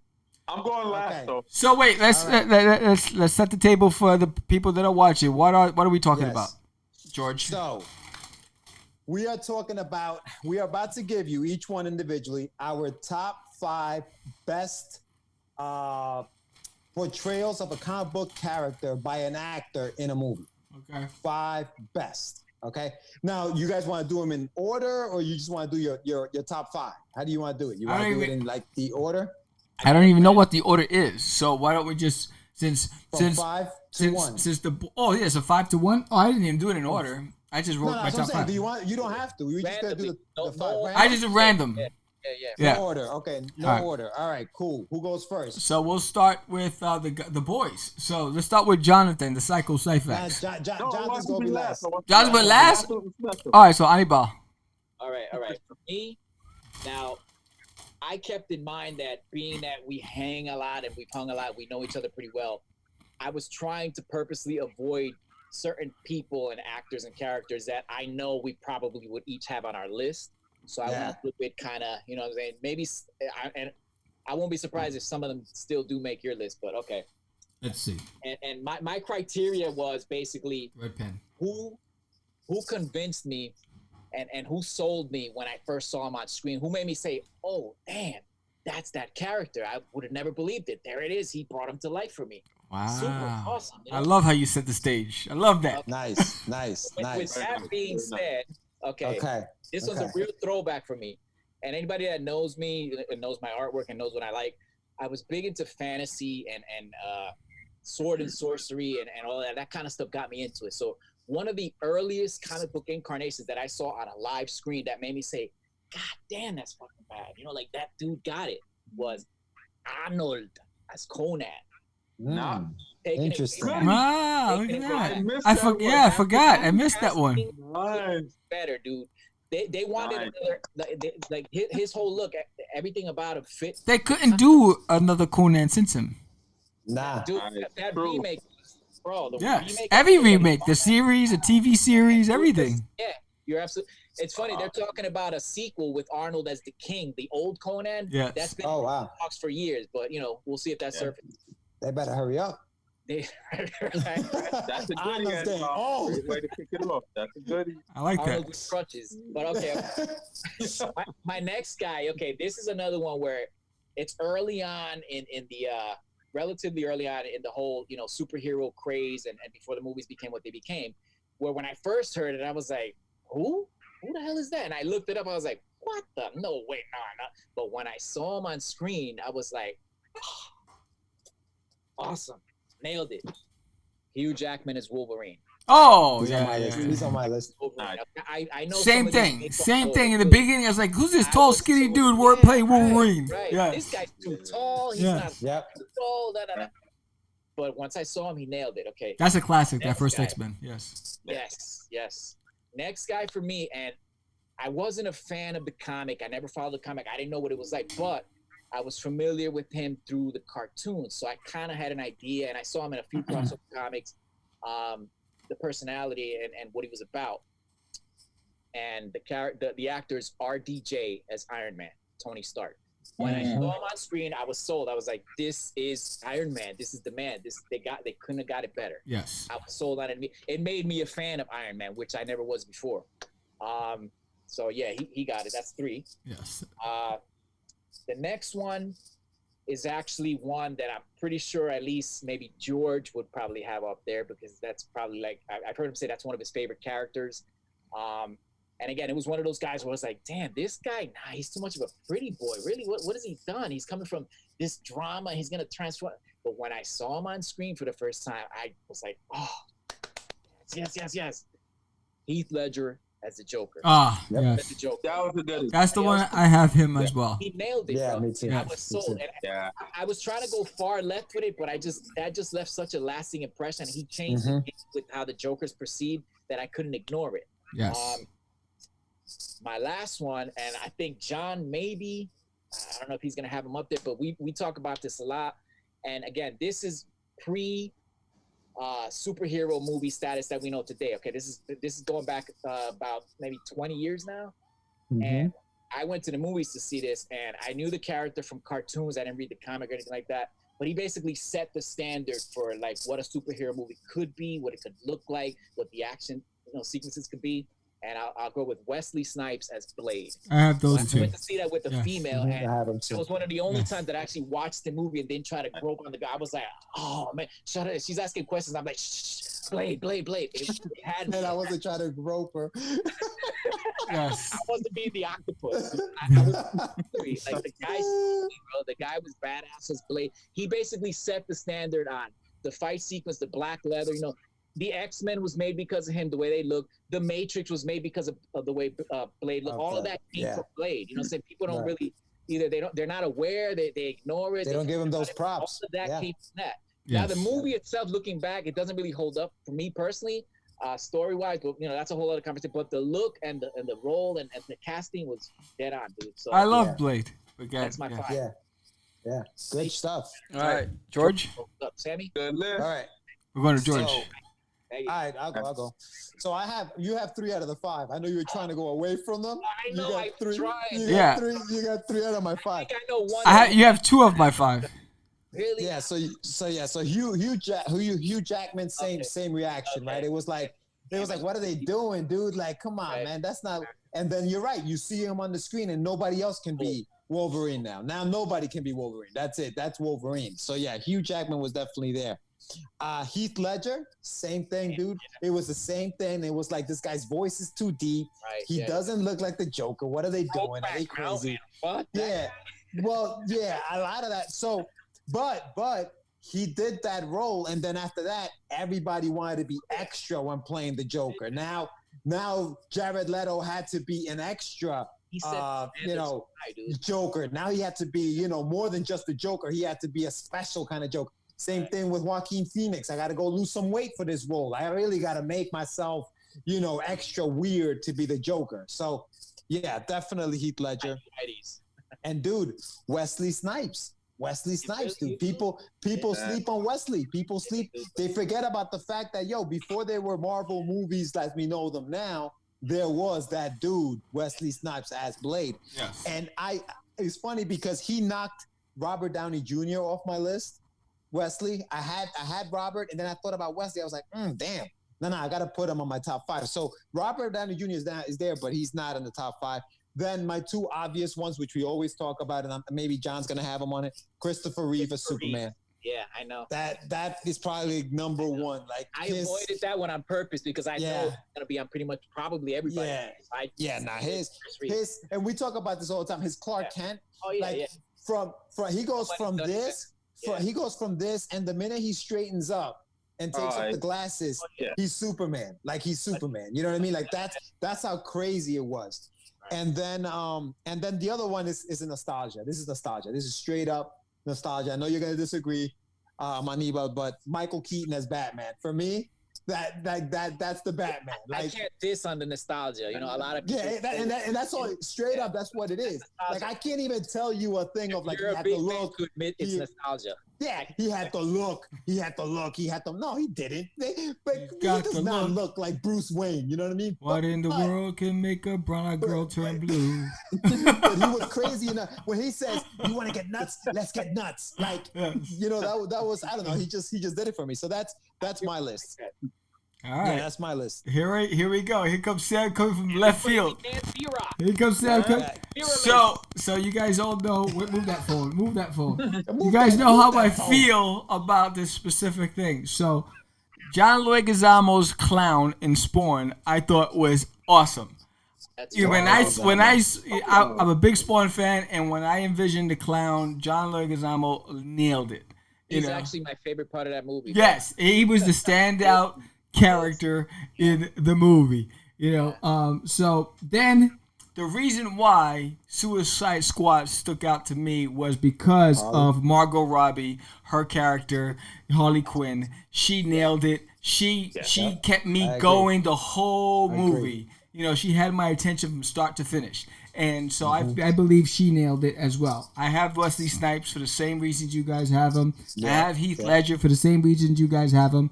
But I also have Ron Perlman as Hellboy. Yes. Yes, I suck up. So I'm hitting you guys from the left, right? So That's great casting. yes, I loved his Hellboy. I didn't like the fact that they changed it up.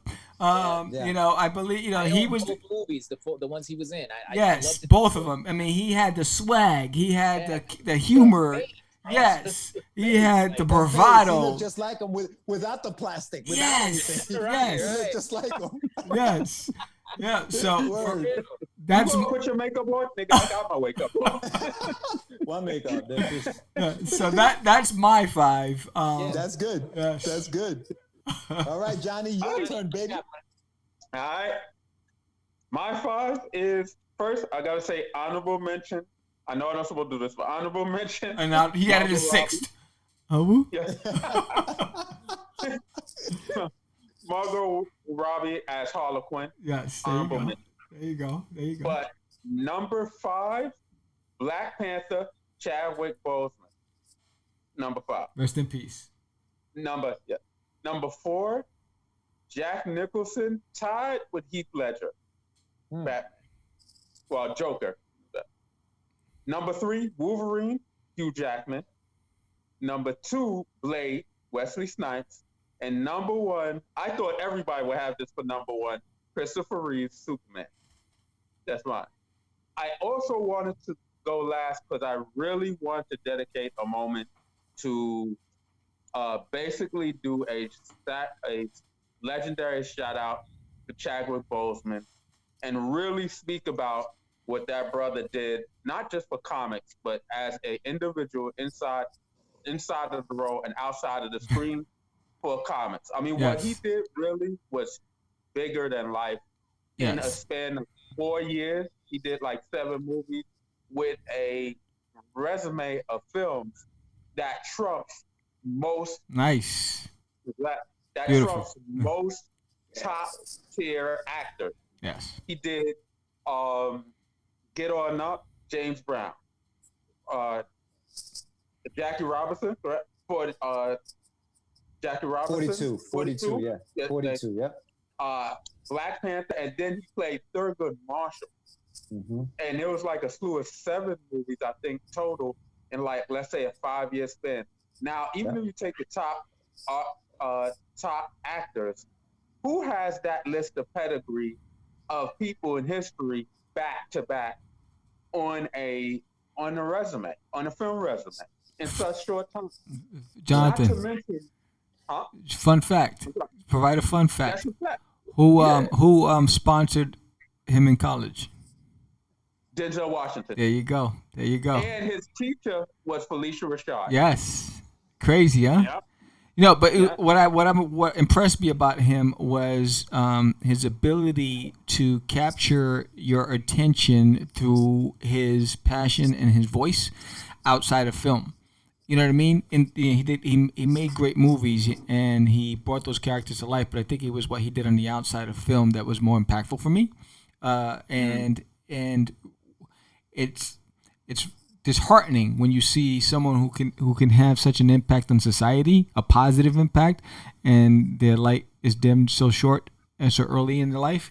But hopefully he provided options for those who are struggling to find their voice and say, you know what, I can do that too. You know what I mean? And I can do it in this manner. I don't have to do it that way. So I was very impressed by him just as a human being, not just as an actor. Yeah, I think to piggyback on that, Sam, I find, to me, I'm amazed by his strength. I mean, the man had cancer, and he was working through it. He was still going to record, to film these movies. He was learning choreography, fighting choreography. He was exerting himself because he knew he had a job to do, that he had to show up every day. People had invested in him to do that. And he said, you know what? Yeah, I can't. And he fought through that. And even outside, like you said, film, he went to hospitals to talk to kids and to take pictures. And he did all that stuff, despite the fact that he had this disease and he was fighting. He had surgeries and chemo. So, I mean, his strength to me is just incredible. Aside of the fact that you said what's ironic is because they caught me by surprise, when they because I didn't even know about it, about the illness. But when you watch a series of interviews, you can tell because I lived through it with my mom when she had cancer. At that time, I was like, maybe he's losing weight for a role, maybe, whatever. So that's what I was thinking, because you didn't put two and two together until now. When you look back, it's like, I can see the change. I recognize it now, because now you know what the cause was. Because you see actors all the time, they gain weight for films, they lose weight for films. Lose weight, gain weight, lose weight, yeah. And Mark says, and now all the stuff we know makes him even greater. Yes, I mean, it's amazing. Absolutely. There's just amazing pieces of artwork and videos all over, people honoring him. And imagine he was at the beginning of, Wakanda Forever. He was in the beginning of his journey, his plight, his revolution. The impact he could have had in society. You know what I mean? We need we need more heroes, and it seems like the heroes are disappearing faster than the villains are growing. You know what I mean, on this planet? And it's like the villains are just coming in by the droves, and the heroes are disappearing, and that's the scary part of life. I think for me, what made him stand out a lot was something you Sam, talked about on one of your, I think it was Catch the Craze in 10 or Less. I saw it recently. It was based around knowing who you are and who you want to be. I believe Chadwick came from that. Like, he was raised with that. He was so comfortable with who he was that no challenge in his life would deter him from doing what he wanted to do the way he wanted to do it and showing that strength straight through, because at his core, he was already there. You know what I mean? So it didn't matter that he knew he was going to die. He was going to see his job straight through as a professional and keep his personal life the way it was. That's why nobody knew, bro. Like you said, when I saw him in an interview, I was like, is he, losing weight for a role? What does he look like that? But when you look back at him, he looked sick. Yes. He did look ill. The key was that he knew who he was, and he carried that through with dignity all the way to the end. He didn't allow it to deter his mission in life. You know what I mean? Absolutely. He didn't look for a pity card. He didn't know that stuff. And he could have. It's cancer. He could have. Totally could have. Cancer is a destroyer. And I watched how it ate away at my mom, and it was. It's a painful process to watch someone you love go through. Absolutely. Hats off, and everyone says it. They're in a better place, but you know what? This world needs more of him. Absolutely. Because we're in a scary time. And we need more heroes.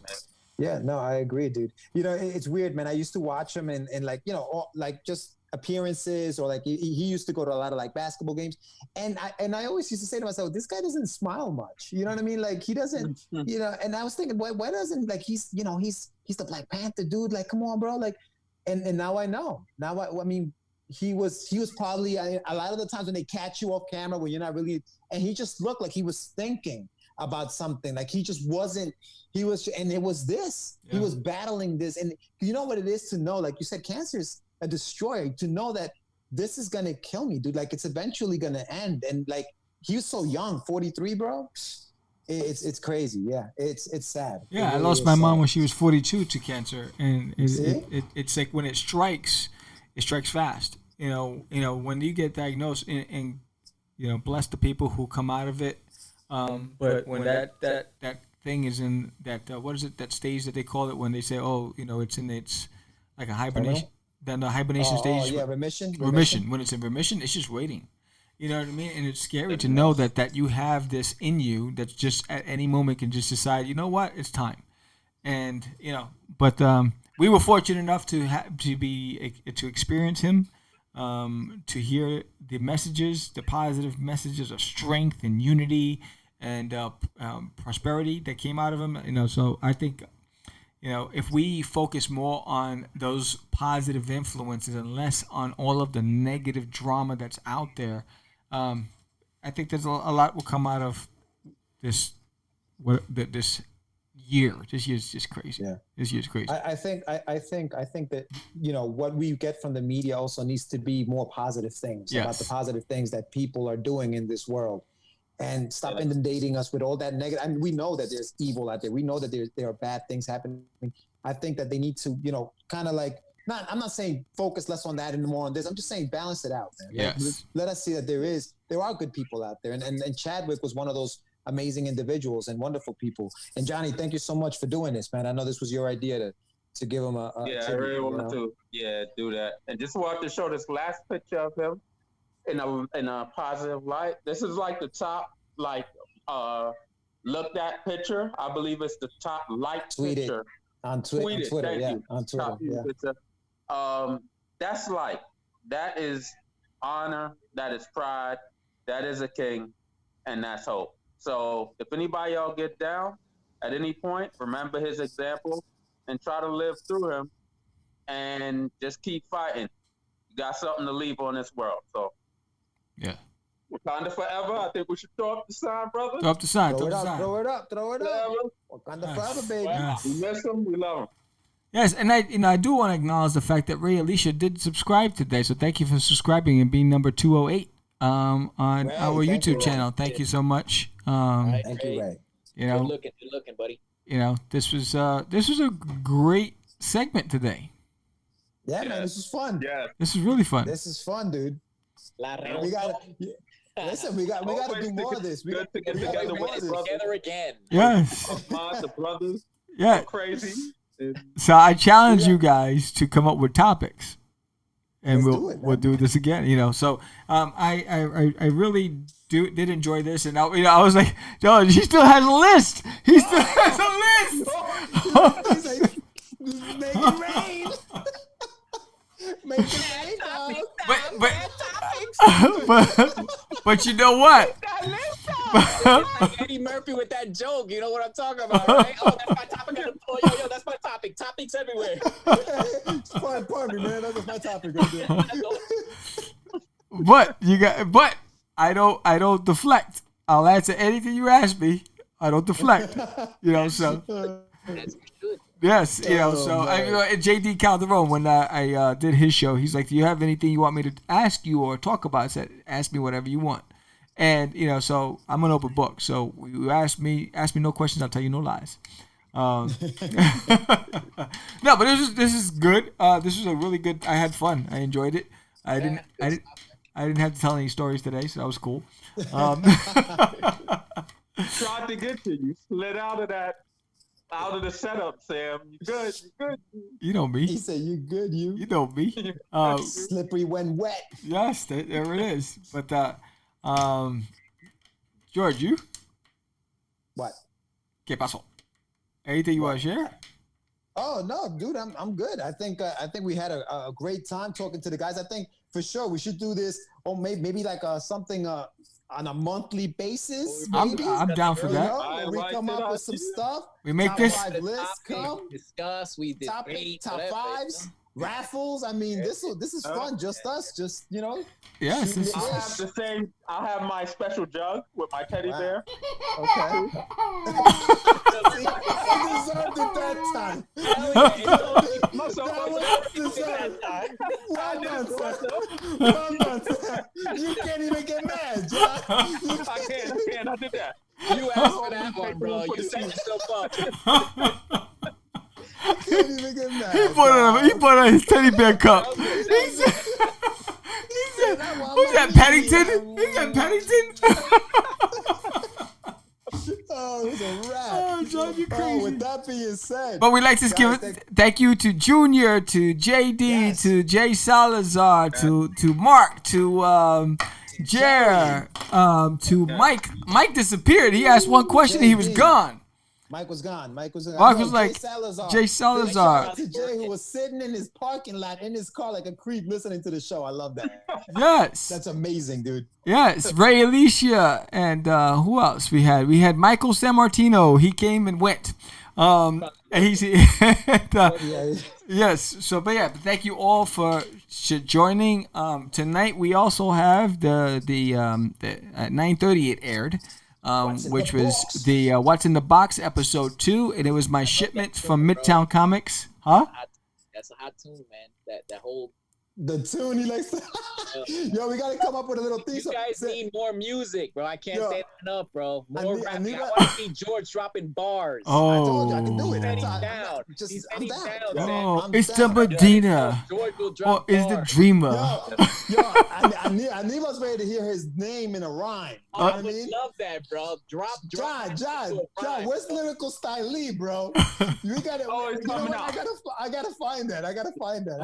This is the announcement. Lyrical Style Lee is going to freestyle on one of the shows, but y'all gotta look for. Remember my comeback to Lyrical Style Lee, John? So bye, Mr. Lyrical Style. Oh, poor Syphax, please don't come back. Please do not even try. Remember that? It's going to make an appearance. Uncle Sam. Remember that? Remember that, Johnny? Oh, if you guys don't know, and I haven't uploaded it, back in the days, in the early days of the Catch the Craze, we had a rap battle between Lyrical Style Lee and the CrazeeMan. And we had several episodes of it. And I haven't uploaded it yet. So I will upload it so that people get a wind of what we did back in the day. Because it was some crazy antics. You gotta let the world see and that. won. And Jonathan and I, and if you haven't seen Books with John, check out the theme song to Books with John. We did this reggae intro. It was crazy. I'm never. That's gonna be there forever. Yes, books. You got to read these books. But thank you everybody for watching. This was a great show. Any last words from you, Jonathan, Psycho Syphax? Look at this show. Subscribe. Back my boy up. Sam doing his thing. Back George up with his great work. Back Anibal up. Give us love. Give us support. We here for y'all. And just keep supporting the indies and supporting what we do here. We love y'all. Thank you for the support. And we here. Word. Anibal? Yeah, man. You guys keep rocking, man. You're doing a good thing. Stay on the path. Don't get discouraged. No more 10-year gaps. Stay in the game. You're in the right direction. I love what you guys are doing. You're keeping me in it. Yeah, man. God bless. Keep rocking. Thank you. Thank you. And George? Yeah, no, guys, thank you for coming. Like we're talking about right now, and this is serious. We're gonna do this at least once a month, maybe twice, whatever. Once every 2 months, whatever it is. Whenever we have the time, come up with some funny stuff like we do, and just do another one of these live. And if you're listening and if you're watching, if you want any subjects that you want us to discuss as a group, let us know, and we will add that to the roster. So tonight, if you haven't, check out What's in the Box episode 2. I go into the haul that I had about 9 or 10 independent comic books that I received from Midtown Comics. So I'll go through those books real quick. And I'm Sam the CrazeeMan. Vera? George, the Dreamer, Medina. You guys can hear the beat on that. Thank you all for watching. It's just it's not. Crazy. Acquiesce. No, I was talking about my friend Acquiesce. I met him. Say my name, right? This is what you were thinking? Oh my God. He described me. He said, I'm the... What? Catch the Craze. You're listening to Catch the Craze. You're listening to Catch the Craze. You are listening to Catch the Craze on Catch the Craze. You're listening to Catch the Craze.